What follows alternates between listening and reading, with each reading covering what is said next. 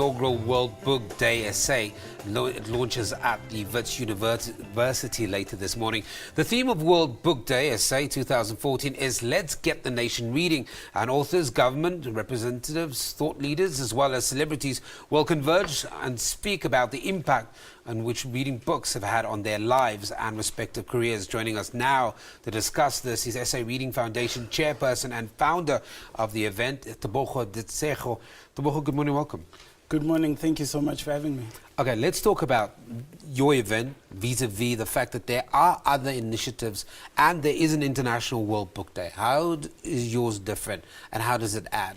Well, we're just supporting International Book Day, which was announced by UNESCO in 1995. And what we're doing is we're organizing the South African leg with Brand South Africa and the National Youth Development Agency. So we are the South African Reading Foundation. We run at Read a Book SA, which is the most followed reading initiative and book club in Africa. We've got over 29,500 followers. So what we're doing is we're actually bringing South Africans together to celebrate reading, but to also learn from celebrities and business people and captains of industry about how reading books has influenced their lives. So here's the question.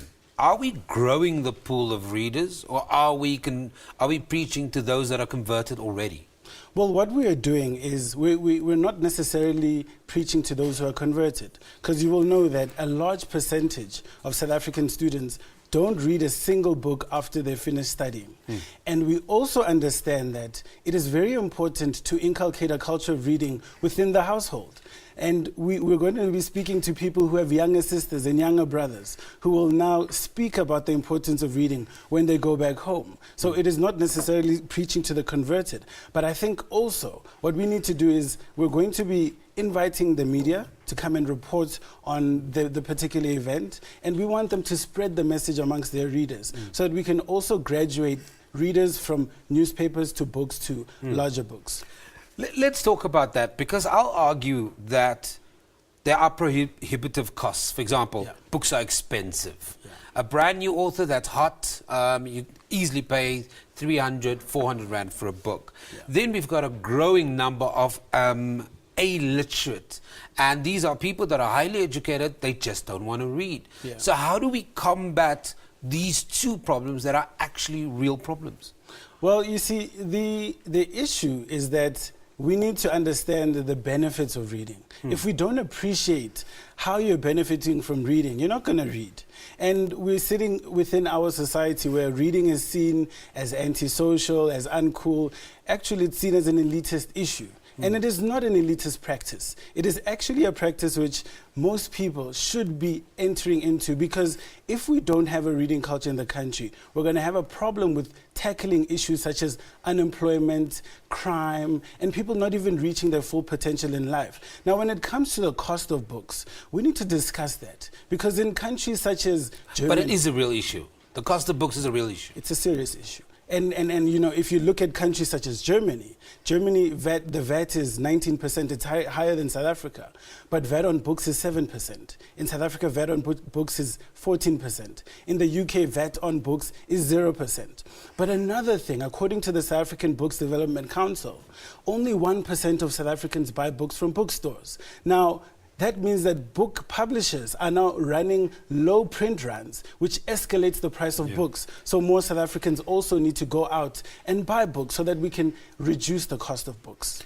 I've got a minute, so there's two questions I want to tackle. First of all, we keep on talking about social media, the impact that social media will have on reading, but that short format, are we not discouraging people from getting into the long form of reading? I mean, newspapers are short format, but we are saying it's better if people read. So I feel that there is a dual message here that doesn't really sync up.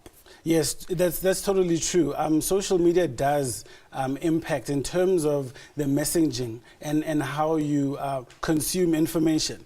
Now, how we're using social media is that you go and read your book and then tell us in those 140 characters, multiple of 140 characters. How did you feel about that particular book? So you're not going to spend your whole time on social media. We're actually influencing you to get off of social media. Go read that book and come back and use this platform to tell us about the book that you're reading.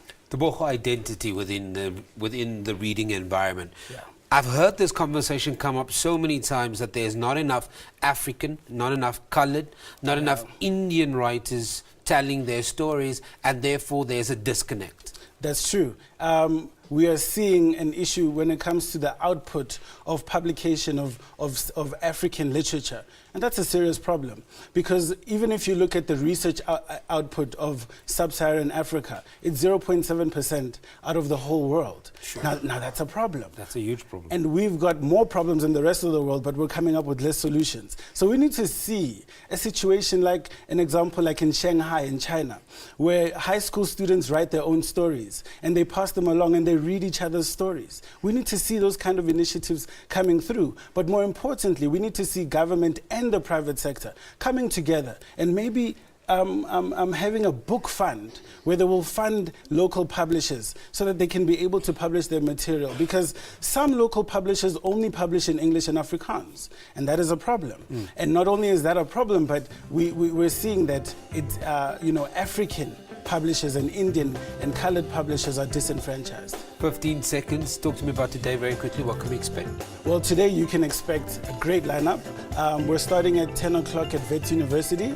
It's going to end at 2 o'clock. It's fully booked, unfortunately, but hopefully if someone booked and didn't come, you'll be able to get your space. So it's going to be great. It's going to be a fun-filled day. It sounds so much like it's going to be fun. Thank you very much for joining me. That's Tebogo Ditshego, founder of the inaugural World Book Day essay, which is being launched today. That's unfortunately fully booked. The Library Conference Centre starting at 10 a.m. That's at Wits. There's no seats, unfortunately. But I'm sure you can get a hold of Tebogo on Facebook and find out where the other events will be. We take an ad break. We'll be back after this.